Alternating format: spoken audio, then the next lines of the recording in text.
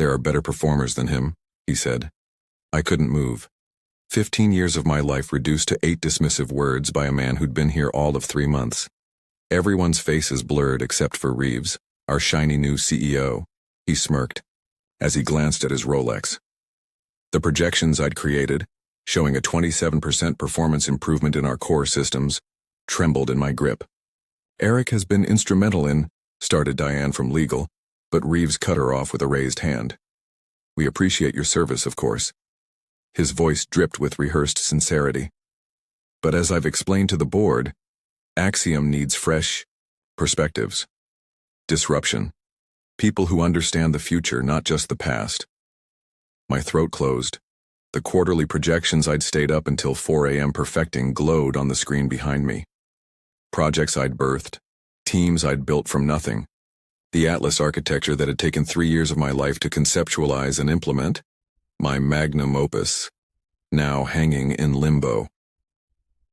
You'll receive 6 months severance, said Reeves, already typing something on his phone. HR has your paperwork. Ready? Someone gasped. Maybe Chen from finance. The room erupted in whispers. Patricia from marketing covered her mouth. Old Jim from infrastructure looked away. These people weren't just colleagues, they were my family for 15 years.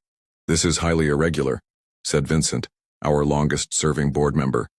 Eric's contributions to have been noted and appreciated, Reeves interrupted. But the board hired me to move Axiom forward, not maintain the status quo. Sometimes that requires difficult decisions. I met Tom's eyes across the table. My deputy, my protege, the man I'd personally mentored from junior developer to technical director. He looked down. Was that guilt? Or had he known? The slight tremor in his hand as he adjusted his glasses told me everything. I'd survived 3 CEOs, 2 market crashes, and countless pivots. I'd built Axiom's engineering department from 4 people in a garage to 300 of the industry's finest minds. And now this boomerang. When? I mumbled. Effective immediately, Reeves replied without looking up. Security will help you clear your desk. I nodded mechanically, gathered my laptop, straightened my tie. The autopilot of dignity when your world implodes. The projector hummed quietly, still displaying my work that would now be dismantled, reworked, or worse, discarded by strangers who couldn't possibly understand its elegance. Well, I extended my hand. Best of luck then. Reeves finally looked up, confused by my composure. He'd expected tears, perhaps. Begging. Anger. Not this cold professional detachment. He shook my hand firmly.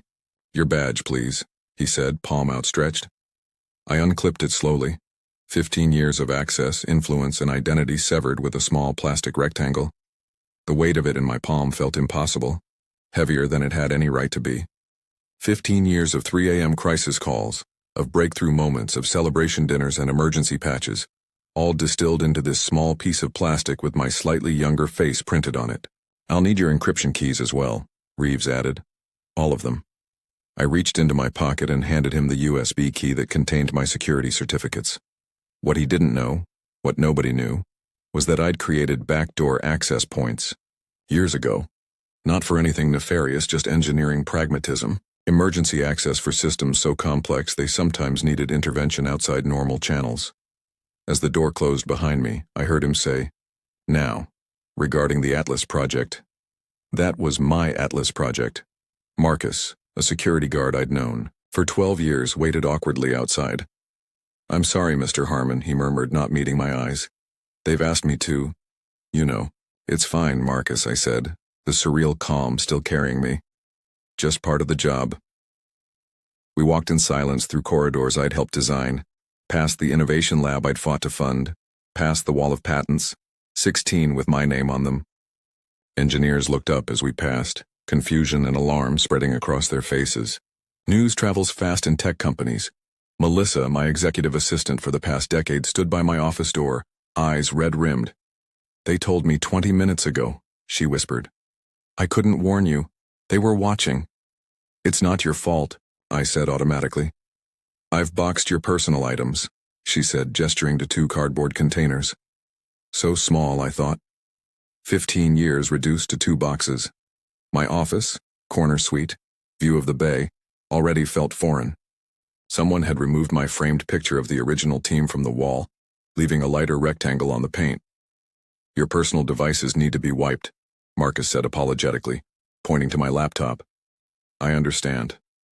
I handed it over, watching, as he connected a drive that would scrub all company data. Another piece of me gone. As we waited, Melissa handed me a folded slip of paper. "Your team wants to meet, tonight. Murphy's Bar at 8. I nodded slightly, pocketing it. At least some goodbyes would be on my terms. By the time I walked out of the building, escorted all the way to my car like a criminal, the numbness had begun to fade, replaced by something colder, harder, and infinitely more dangerous than the Rage Reeves had expected. 3 weeks later, I still woke up at 5:30 a.m., body programmed for the commute that no longer existed. My home office, barely used before, became my prison and sanctuary. The first week, I'd received 147 messages of shock and support from colleagues. By the second week, they'd dwindled to concerned check-ins. By the third, the digital silence was deafening. Life at Axiom moved on without me. Sarah worried. She'd find me there at midnight, staring at nothing, surrounded by engineering journals and half-drunk cups of cold coffee. "You need to let it go," she said one night, setting a cup of tea beside me. "It's just a job." "Just a job?" I echoed, the words hollow. I know, she sighed, perching on the edge of my desk. "It was more than that." "But Eric, you're scaring me. You barely eat, you don't sleep. Yesterday I found you standing in the shower fully clothed." Had I done that? I couldn't remember. But it wasn't just a job. It was 15 years of missed anniversaries. Children's recitals attended via FaceTime. Vacations cut short for emergency debugging sessions. Christmases interrupted by production server failures. The weight of a company's technological future resting on my decisions. I remembered the early days when Axiom was 30 people in a converted warehouse. Jack Whitman, the founder, pulling all-nighters alongside us, ordering pizza at 2 a.m. "This is how empires are built," he'd say, eyes gleaming with exhaustion and possibility. Jack, brilliant, erratic, visionary Jack, had trusted me when I was just a young programmer with big ideas. "The future of this company is in your hands, Eric," he'd told me, sliding the network architecture plans across a sticky bar table. "Don't screw it up." I hadn't. Not for 15 years. The Meridian platform, my first major project. 6 engineers, and an impossible deadline. We lived on coffee and determination, built something revolutionary from scratch.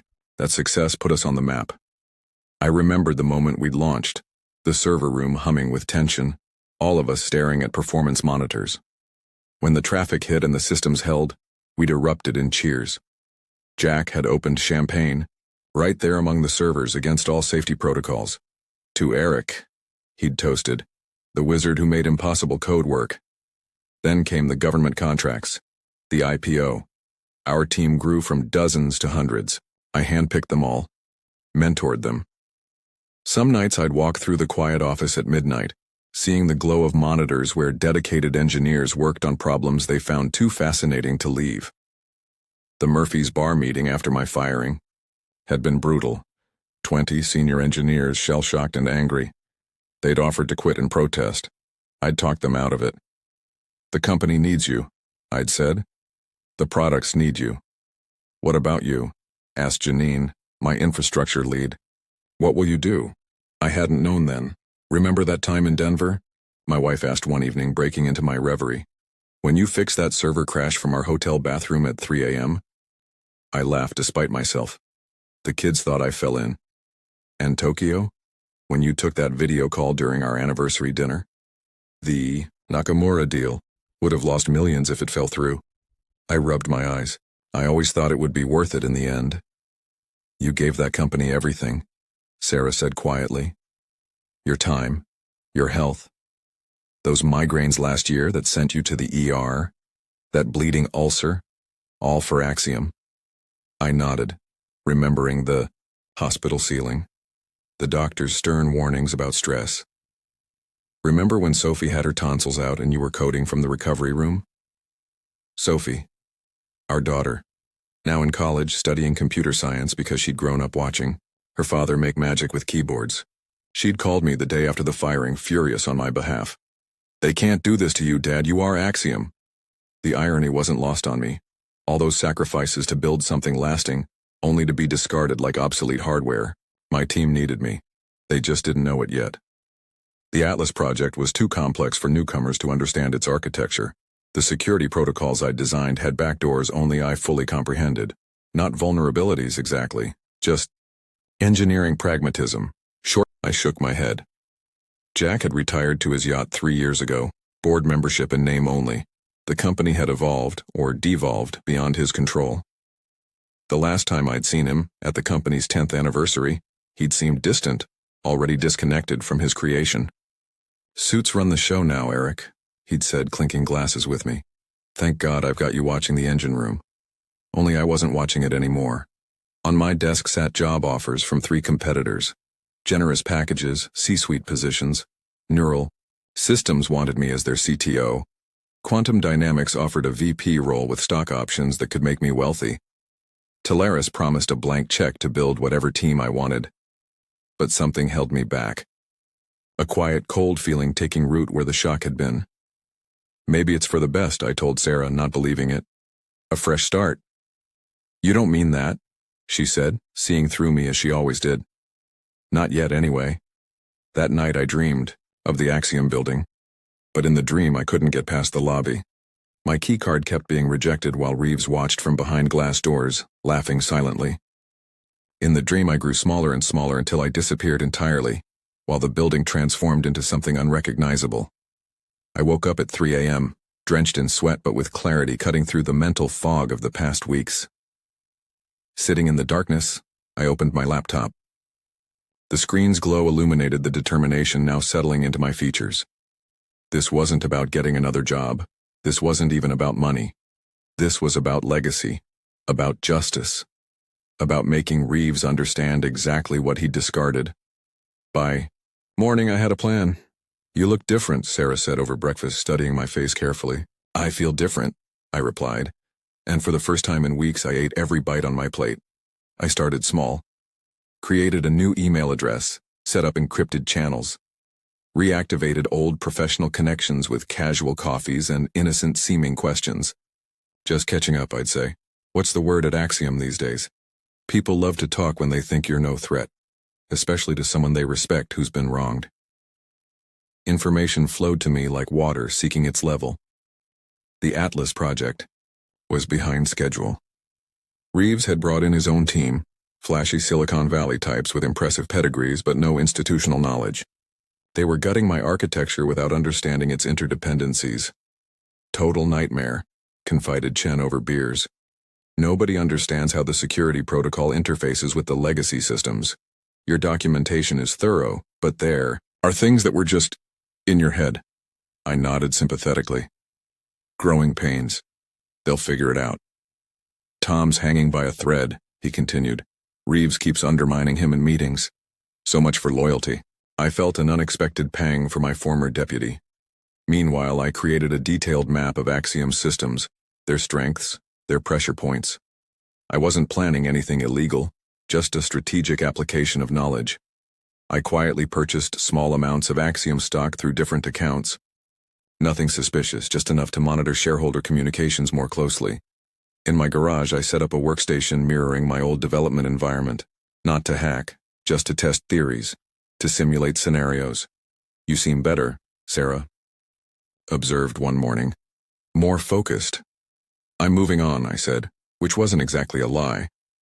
I was moving somewhere. I noted Reeves's public appearances, his bold promises to investors. 50% growth. Revolutionary new features for Atlas. International expansion by Q2. Promises built on foundations he didn't understand. The Atlas code contained what we called Watson's knot, a brilliant but complicated authentication system designed by a colleague who'd retired years ago. We'd built around it rather than replace it, as unwinding it would require months of work. Only 3 people fully understood it: me, Watson, and partially Tom. In industry forums, using a pseudonym, I asked innocent technical questions that would lead Axiom's new team down rabbit holes. Not sabotage, just the gentle nudge of misplaced focus. Each night I slept better. Each morning I woke with purpose. 4 months after my dismissal, I received an unexpected email from Tom. "Can we talk? Not about work. Just as friends." I agreed. "To coffee." Strategic information gathering, I told myself. Nothing more. Tom looked terrible. Dark circles beneath bloodshot eyes, rumpled shirt, the nervous twitch of a man under siege. "I should have warned you," he blurted before his coffee had even arrived. "About Reeves. He asked me to document everything you were working on." I thought it was standard onboarding, but he was building a case. I kept my face neutral. "Water under the bridge. It's falling apart," he whispered, leaning forward. "The Atlas rollout is next month, and the core modules keep failing integration tests." I sipped my Americano. "That sounds challenging." "Challenging?" He laughed sharply. "It's career suicide. Reeves promised the board full deployment by quarter's end. We're nowhere close." "I'm sure you'll figure it out," I said mildly. Tom's eyes narrowed. "You know something, don't you? You knew this would happen." I set down my cup carefully. "I know that Watson's knot can't be modified without understanding its original parameters.